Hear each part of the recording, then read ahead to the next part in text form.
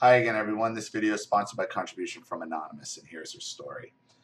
Hi, thank you in advance, sending with contribution. I'm writing this in hopes to get answers. Any advice, help, insight would be greatly appreciated. I grew up in a family of 5.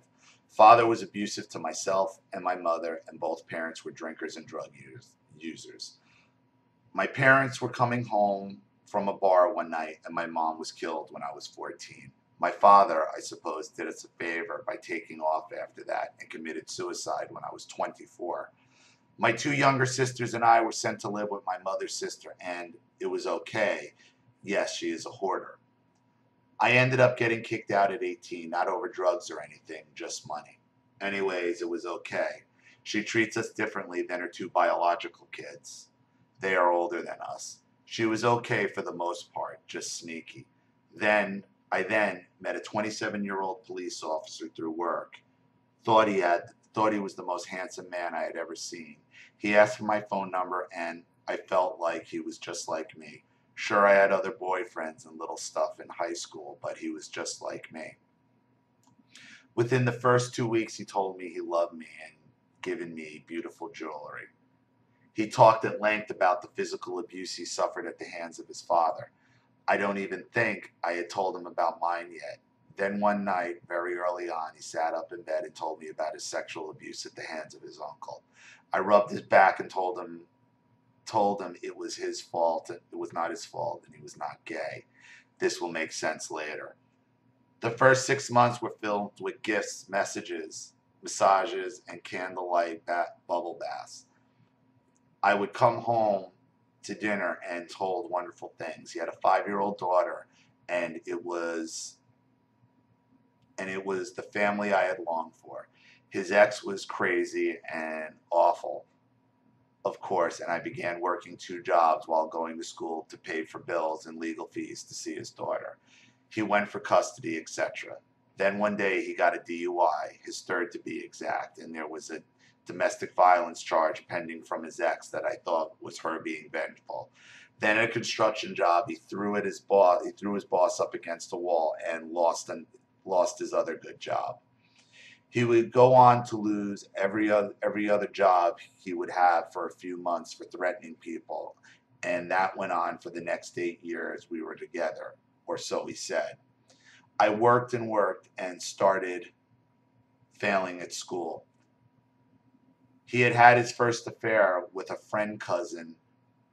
When I found out, he disappeared for over a week and told me nothing. Then when he came back, he said if I would only go tanning because he liked Latino women. This is fine. I am blonde-haired, blue-eyed person and will never look like that. He then got sober for 2 years and was still awful. He began choking me during arguments, throwing me on the floor, slamming me against doors, picking me up by my neck, and other various forms of abuse. Yeah, there was the daily name calling and total violation of everything. I was fat, lazy, stupid, ugly. I went from very thin 120 to 95 pounds at 5'4". I turned myself inside out. I kept the house cleaner, worked more, had sex every day, wore the outfits he wanted in bed, had dinner ready every night, and it didn't matter. His mom was just as bad and saw the fingerprint marks around my neck all those years. She would always say, if you would just keep your mouth shut, he wouldn't get mad. She shared her husband with another wife and would go from one house to another each night. My ex's father ended up having children with both. Well, the other wife, which none of us had met, ended up shooting my ex's father to death in 2012. My ex went on to have 4 affairs over the years, and I walked in on one once. They were all different in appearance and made a lot of money. Second affair was with a stripper. The third was the worst because I was pregnant with our son. He even tattooed her name on his ring finger one night and left me for a month with this biker chick whom had won a huge legal settlement. All were, of course, my fault, and no one would want to see me naked, and why can't I do this and that? My son was the result of missing a pill or something and is the light of my life. When I told him I was pregnant, he said, suck that fucking thing out and throw it in the trash. Then, of course, he was never alone with the baby, and I had to go right to work after a C-section and really difficult pregnancy. He was awful. Then, when his dad died, I noticed he looked like he was sitting next to a campfire singing songs or something. Then, when I tried to comfort him, he said he didn't care about ever seeing his father again and that he was mad that someone took something that belonged to him. He would explain in detail how he was going to kill me and other people, saying I will clog the chimney with you and just never wake up and hold guns to my head. I became so depressed that after a physical fight where I was videotaped and throw up against the door by my arms and neck that I took my son to my sister and told the hospital I was going to hurt myself. Well, you know what happened, and 3 days later I came home to a dirty house and even more abuse. I was so crazy, so unstable, and all the same stuff had always been. I had always been. Then one night my son began to cry, and so I got up like I always did and took him to the other end of the house.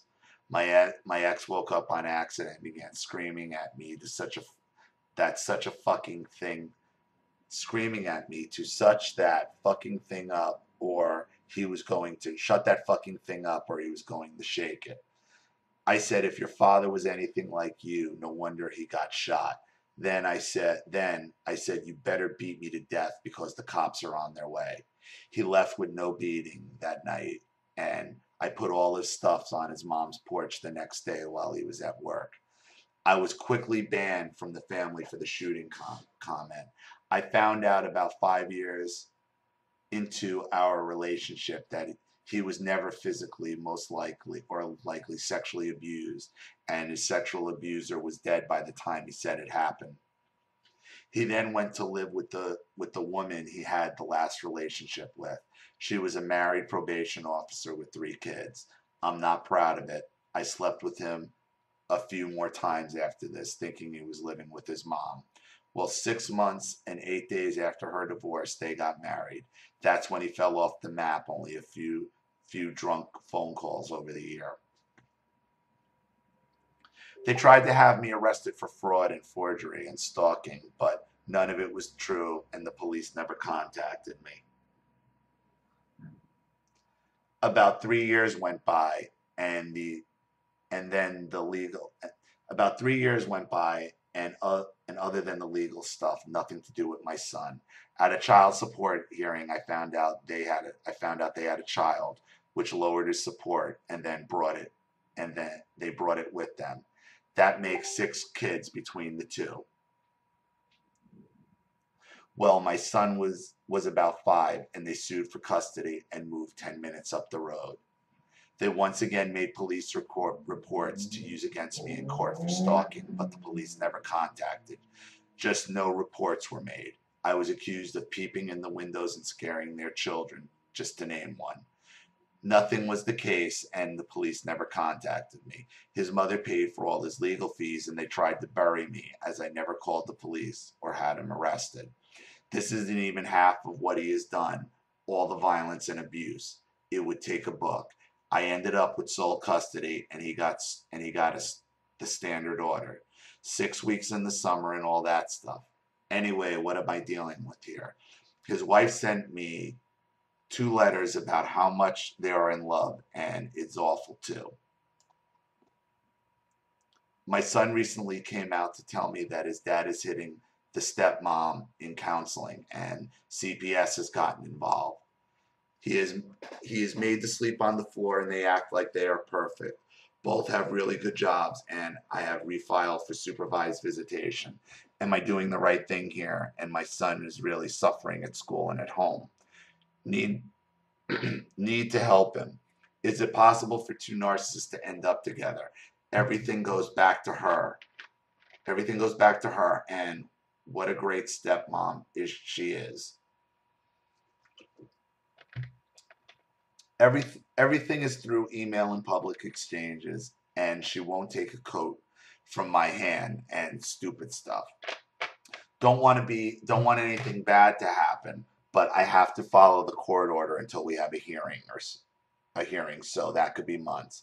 I went on to graduate with a bachelor's degree and work with the mentally ill. I am considering going on to graduate school after I handle this, and my son is the most important thing in my life.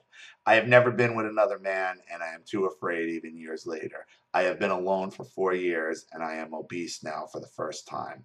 I need to lose 50 pounds and can't even go on a date, even at work when I deal with a guy. Am I thinking to myself, how much he must hate me and being repulsed? Will I ever move past this and be the happy person I want to be and free myself and my son for good? Thank you. All right, look, you got to follow the court order for now. Make sure you're writing everything he does down. Have a lawyer and file for supervision. It's dangerous. You can't. Okay? If he's beating the stepmother and your son you need to keep calling CPS every time he does it. Keep calling. They have children. Call CPS yourself and send them over there. Okay, this is an entitled cops mentality. And let me tell you what he did to you. He used his sociopathic cop skills or stories from being on the job, and he hoovers women for money and love bombing. The only reason he filed for any type of custody with your son is to lower his child support. That's the only reason he wants it, is to get rid of the child support, and that's why the mother is involved. Okay, you have to follow the court order, but you should be calling CPS, you should be calling domestic abuse councils so they can back you up as well and give you guidance. Okay, because I don't want to guide you completely wrong here, but the guy is a narcissistic sociopath, and you need to be able to get your son away from him. If your son is sleeping on the floor, that is a problem. That is a problem. Okay, so you might need to get CPS or get one of these organizations that helps women in your position and get some advice from them and get some backup from them. So I hope this helps. I mean, that's really what you got to do, and get far away. It might be hard with a court order, but if you're able to get him on supervised or cut his visitation, because he's violent, he's still violent. How are they still letting the kid go there? You have to you have to take the reins. And once you're able to do that and get some stability, your weight will come into play and come down, and you'll be able to focus on yourself. Okay, not everybody who sees you just hates you. That's not the case. This is all from years and years and years of growing up abandoned, with obviously abandonment issues, drug issues, violent issues. Being put out at 18 is tough. Doesn't matter if it makes it for money. I mean, come on, you couldn't have made it work, gotten it. So I'm glad you're at a point now where you've graduated, you have a future. Make it work. Make it work. Because the violent narcissistic sociopath never changes. Does not change. This is a horrible, horrible story. And he has flying monkeys, and he hoovers the same type of women in, and all he wants is for him money, benefit. You have to follow the court order, but you shouldn't go in and out of it alone. So I hope that helps. Thank you for your contribution. Thank you for your story. I really appreciate it. Thank you to everybody watching. Please leave any opinions or advice in the comment section below. And again, if you want your story read on the channel, you have a topic you'd like me to cover, a narcissist you'd like to expose, or you'd like to set up Skype, a private video, or a private phone call, you know what to do with the PayPal and email links in the description box. And if you're still unclear, wait for the final link to pop up on this video. That's the instructional video that will tell you how to do all of that. Also, please like this video, share it where you can, and subscribe to my channel, and click the subscription bell to be notified of all my video updates. This is Ollie Matthews. Thanks for watching. See you all again soon. Bye.